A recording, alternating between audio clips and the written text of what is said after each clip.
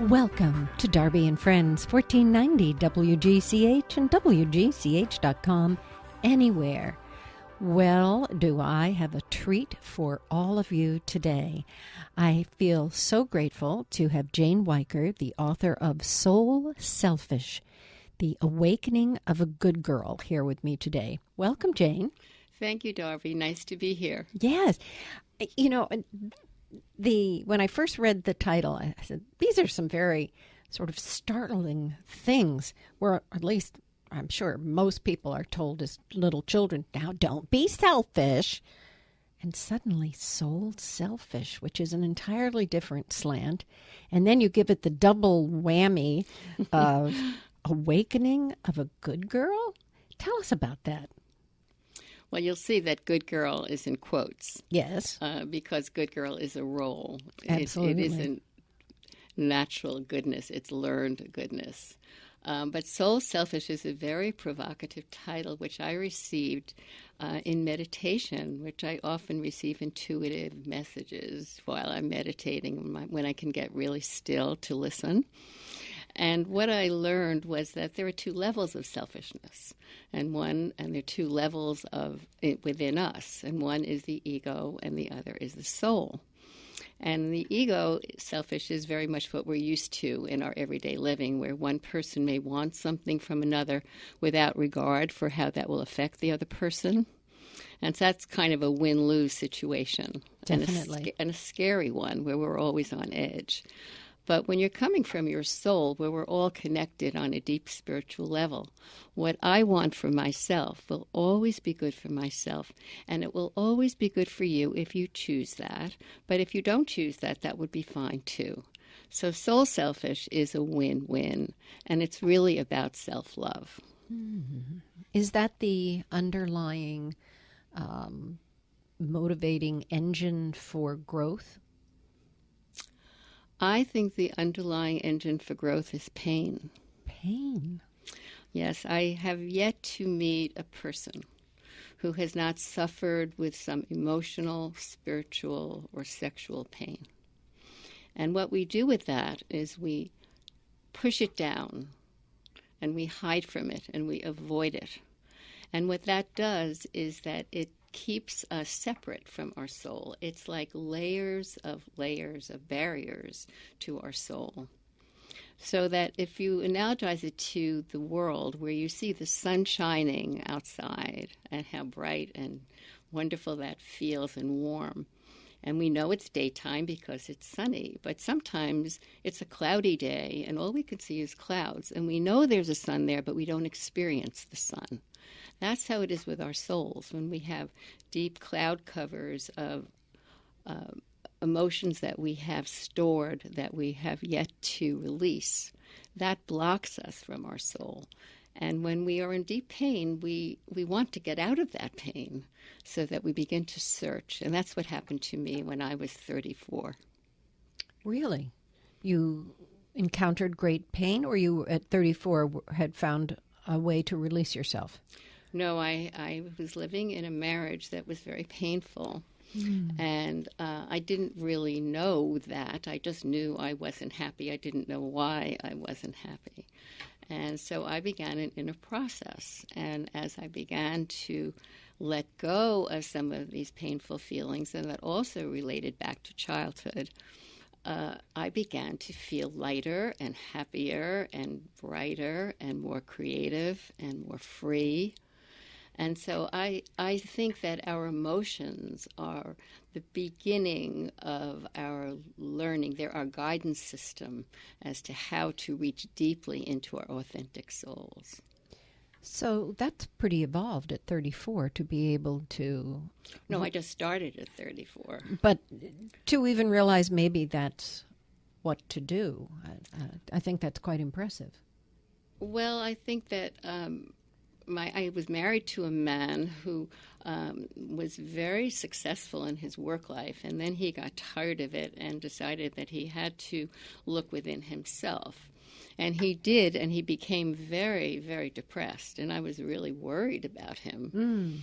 And so I went to a process similar to what he was doing just to see, whether what he was doing was okay for him. Right. And the very first time I went, I knew that this was not for him. This was for me. Oh, it's amazing how the universe, God, whatever one wants to refer, leads us, Yes. calls us in, says, please join me.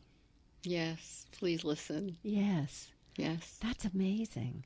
And so did you grow closer or apart, or what was the next phase of your life? Well, we both worked each with ourselves, but what I found was that he was a very good man, and he offered so much to me. We have 4 wonderful children. His success in the world offered us wonderful outer lives where Yes. we got to live in Italy for a summer and to Spain for a summer, and we did things that were so enriching to all of us. But what I longed for was an intimacy and connection in my marriage that was just not going to happen there. So I chose divorce, which was a really difficult thing. It was definitely the most difficult experience of my life, and knew that it would be painful to myself, to him, to our 4 children. But I didn't want to model this kind of lack of intimacy to my children either. So I knew it was a good thing to do, and that I would work through it, and that we would all be better off in the end, and that was what happened. So that's part of the soul selfishness, Yes. to choose what's ultimately better for your children, better for him, and better for yourself. But in the beginning, it might have been hard for them to see it in the same way. Exactly. So a risk taker, very brave. Yes, well, I didn't know quite how how brave I would need to be, but I knew that I had to do it, and that I you would didn't deal sell with out. it. No, I did not sell out. And what happened was really, at this point, I can look at it with gratitude. At the time, I did not look at it with gratitude, but obviously, I thought we were a very wealthy family, but it turned out that he was a very wealthy man. And so I wound up in debt and had to find my way out of that. And Do you think that was part of how the universe was testing you to see if you really were on the journey or you just thought you were on the journey? Well, I don't know. All I know is that it was a test. And I felt very tested and grateful for that test, because I never would have gone into the work that I did had I lived in that marriage. And I began, after a year or so of meditating, because I was scared. What am I going to do? Of course. And finally, I received intuition, guidance. Start a parent school. Start a parent school. And wow. at that time, this was in 1976, there was no such thing as parenting. There was no word parenting. There were no books about, but there were 3 books. There was Chaim Ganat and Thomas Gordon, and I don't remember the third. That's all. And nothing about parenting. And so I had studied early childhood education at Cornell, and because I wanted to know about children, I knew someday I would have children. And I wanted to really know how to raise them in a way that I wish I could have been raised. And so I started my parents' school. I went to the Rye Library in Westchester County, where my son's mother was the children's librarian, and she thought the program was wonderful. Wow. And she offered babysitting services so the mothers could concentrate on the classes. And it spread through Westchester. I did several of these programs through So Westchester it's like the doors County, were flying open and for the you. doors flew open, and You knew you were on the right path. I was so happy doing this. And what happened after that was that many of the parents, mostly mothers, because at that point there were many more mothers home than there are today. Right. Many of them wanted to speak to me privately because they had things they didn't want to reveal within the group. Of course. And so I started my family counseling practice, and that lasted for 29 years. Oh, my word. Yes, it was so wonderful. Very happy days. And towards the end of that, in the 90s, what I saw was that parents were going to work, mothers, fathers, Sure. everyone was working. And parents, especially mothers, felt very pulled apart. And so guilty, frightened, exhausted, not feeling good enough here, not feeling good enough there. So I created a program, a company called Parents on the Job. And I brought it into Fortune 500 companies to help parents to balance their work and family responsibilities. And it was something so native to me because I was trying to do the same thing. And that, too, was a wonderful part of my work life. Jane, that's really exciting stuff. Cutting edge. No one had done it, and you created it. And it all came out of my inner process, just listening. And I would make it just an important issue every day to sit down quietly by myself, no talking, no music, nothing, just listening. And I got to the point where I could quiet my mind. And as I quieted my mind, I would begin to hear ideas. Wow. And I felt like I didn't write it. I just listened and wrote down what I heard. And it was beautiful. It was just beautiful. And did you, it sounds sort of like that feeling of New Age, having a guru teach you this, or you just learned to do this self-taught quieting the mind? I went to a meditation teacher in the 70s, and I just think that a meditation teacher can give you the basics, but that it is your practice that makes it possible. How long do you do that? 15, 20 minutes, not long. And it all can happen just through that. As long as you can quiet yourself. And even if you hear things, thoughts, worries, distractions, that just let them be and let them go. And it's almost like clouds in the sky. They just keep moving out, and if you don't engage with them, they just move on. And then you come to a place of settlement within yourself, and you will begin, it may take you a few months, but you'll begin to hear from a different level of yourself, which I think is your soul, rather than your intellect. And your intellect is a really important part of your life, yet it isn't the most creative part. It is the learned part.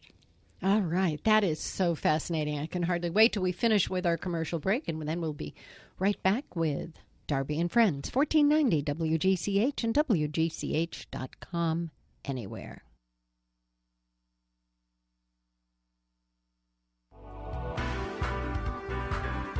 Welcome back to Darby and Friends, 1490 WGCH and WGCH.com anywhere. I am having, this is my kind of conversation. Jane Wyker is here. She is an extraordinary woman. She's a risk taker. She's someone who is creative, beyond creative, in having developed programs and schools and ways of helping working women with raising of children. But it all stems from this concept of getting in touch with your soul. Jane's written a book called Soul Selfish, The Awakening of a Good Girl, in quotes. And I haven't had a chance to read the book, but I am just so eager to. You have a website. Tell us what your website is. Website is janewyker.com. And you were telling me off air that there's a quiz? Yes. I thought that it was really important for us to have a handle on how soul selfish are we, and not to judge ourselves, but just to know where we are and to know what the areas of our life are that are really more developed in soul selfishness and which we really need to do some work in order to become soul selfish or to gain more in that way. So it's divided into different categories, and if you take that quiz, you'll see where you stand, and you can do that by going onto my website, and you'll just see Take Soul Selfish Quiz, and as soon as you're finished, you will get an answer immediately with some guidance as to what to do next. I can hardly wait to take it. That's going to be so much fun. But no judging. No judging. No. I mean, I am a huge believer in the importance of the authentic self, and that has not at the level, certainly, of what you have done, but that is just part of my personal journey because, when I first hit Greenwich, it was the long blonde hair, the headband, and the pearls. College, it was the little McMullen collar with the circle pin and the pearls. And it took a long time to say, nothing wrong with that, no judgment, but there are some other different things about me that I wanted to express. And so how did the book come about? Well, I started writing it in February of 14, and I had been hearing through my guidance and meditation for about a couple of years before that. But it seemed so foreign to me. I had never written anything. I had taught. I had given workshops. But I had never written anything, an article here or there, but not a book. So I felt a little put off by it and a little, well, I don't know if I can do this. But one day, February 14, I sat down. Valentine's Day. I don't remember the day, but I can tell you that from that day until the day it was finished, I did not miss a day.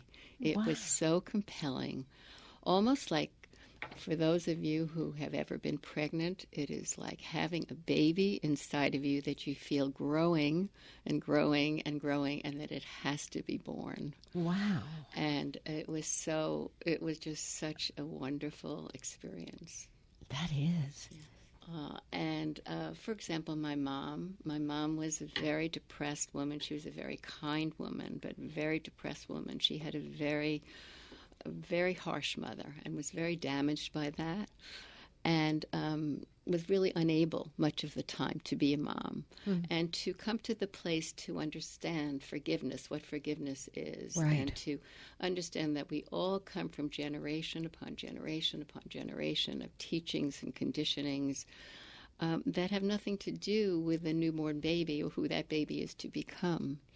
So it was a beautiful feeling to be able to see her, not just as my mother, who was an emotionally ill woman, but as another woman who really suffered and did the very best she could given her past, and did better than her mom did because she was very kind. And to let go of that, which is what I define as forgiveness, just letting go. Yes, that is where you're not dragging it around like a bag of rocks. Nor judging it, you're just letting it go. But that's very evolved to be able to get to the point of letting go, non-judgment, forgiveness. Mm-hmm. But very important, because if not, you're hurting yourself and keeping yourself locked back in that time and place. So the book was a gift to me first. And another wonderful gift of it was that I asked my husband, he said that he wanted to read it. And I said, of course, if you'd like to read the first couple of stories. And he really was excited. And it got to be a place where he wanted to be part of it. And he's very gifted. So this is writing. A different husband. Second husband. Second husband. So you found someone who could do that sense of intimacy and share life. I did. I was on my own 10 years. And Bob, my husband, was an old friend. I met him when I was 21. Oh, my goodness. And he and his wife were friends of ours when we were young marrieds, and we were mom friends together. And she passed away. And when she passed away, I called Bob, and I was also asked to be guardian of their children. Oh, my word. So we were very close. Yes. And when we came together, it was obvious that we would be together. And we've been together for 31 years. What a happy story. You could just write about that. Yes, that is a happy story. Yes. So he wanted to read this book and know this book and question me about this book, which was a very wonderful prompt for me to think more deeply. And it brought our marriage so close as well. So the book has brought me so many gifts, and I hope that it will bring many others so many gifts. Yes, indeed. It's also very brave to be able to tell your story authentically. A lot of things we candy coat or we make a little bit different just to have it be tolerable, and to say it out loud could be impossible. Mm-hmm. So that's very interesting. But my point was that I wanted to to have people learn from it Yes. for themselves, that it isn't my story that's important. What's important is the process, the inner process, the transformational process, coming from our conditioned selves into our authentic selves, because we're born with souls that are seed plans for our life. And once we connect with what that seed plan is, we know how to be happy because we're doing what's in line with our authentic selves. Yes. And that, to me, is the most important thing. I would agree with you. Do you find, though, that there are colleagues, people you know, friends in quotes, that are afraid of that? Oh, And I they would say yes. Many, maybe makes them most. uncomfortable. Yes. I think that it's important to be sensitive who you're speaking to and how much to tell them and how much they want to know or how much they're willing to share. And I think that's easy to see. Yes. And there aren't many. When they start changing the subject in the middle of something, you know. Or they disappear from your life. Yes, right? yes. What was the hardest part about writing this? The editing process is the hardest part because the creative process is just great fun. I have my ideas and I put them out there and I do the best I can with them, and then I send them to an editor. And the editor comes back with notes and notes and notes and notes. And that was quite shocking, really, because it's my first book. But they were very, very helpful, very helpful. And she was very kind. It wasn't that she was difficult. She was very, very kind, but very clear. And so I had my choices, and she said, well, if you do this, if you don't include, actually what she said was, if you don't include your resolution about your mom, none of this will hold together. Wow. And that was like such a psychologically challenging as well as writing challenging comment. Because what if you didn't have a resolution? I had better get one if I'm going to have this book. But it was really beautiful. So it helped me so much. It grew me so much. And my hope would be that it will grow people. Oh, I think it will. In themselves as well. So, you have your website, janewyker.com, and Wyker is spelled Wyker. Correct. So people can do that. They, if they want to hear you talk about their book, I know you were recently up in Wilton talking about your book. Will you be having any events here in Greenwich? Yes, thank you for asking. I'll be at the Byram Schubert Library on Saturday, June 10th at 3 p.m., 3 to 5, and would love to have you come and visit and to listen to more about Soul Selfish. Now, 3 to 5, that's quite a program. Yes, well, what we do is we have a little refreshment time and mingling time, and then an interview. Ira Jo Fisher will be interviewing me. Wonderful. And then we have a Q&A for people to ask what the questions they have, whether they be general or personal is fine. And we will end no later than 5. That's really interesting that you'll do the interview and then have the audience do a Q&A with you. Mm-hmm. I think that can be some of the richest, meatiest of a program, how it has struck another person, your words, the impact, and how they're responding. Yes, I had a wonderful experience at Wilton last week. I was at their library, and a woman came up to me at the end, and she was teary, and I asked her why she was teary, and she said, I want my daughter, I have an 18-year-old daughter, and I want her to hear this so that she can start her life with this knowledge. Oh, nice. And so I told her I would be at Byram Schubert, and she said she's going to bring her daughter. And I look forward to seeing them there. Yes, that's wonderful. Why did you write the book? We're just getting to the end of our time together. Well, in the end of my intro of Soul Selfish, I answered that question, Darby. And I wrote Soul Selfish to contribute to your self-love, creativity, and happiness. I encourage you to look within and release the thoughts and feelings that limit you. Perhaps you might find a more compelling glimpse of the treasures buried in your soul, waiting to be discovered. Perhaps you will connect with your innate talents. Perhaps you will choose forgiveness, letting go of the past. Perhaps you will open your heart to yourself and to more freedom. What blessings that would be. I would be honored to inspire you to focus inward and create your own rewards, both for your happiness and to help create a more compassionate world. My wish is for you to connect with and fulfill the dreams of your soul. So I ask you, are you the genuine, gifted, joyful person you were born to be?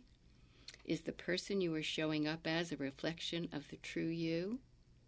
Whether you are a man or a woman, you can only share who you think you are.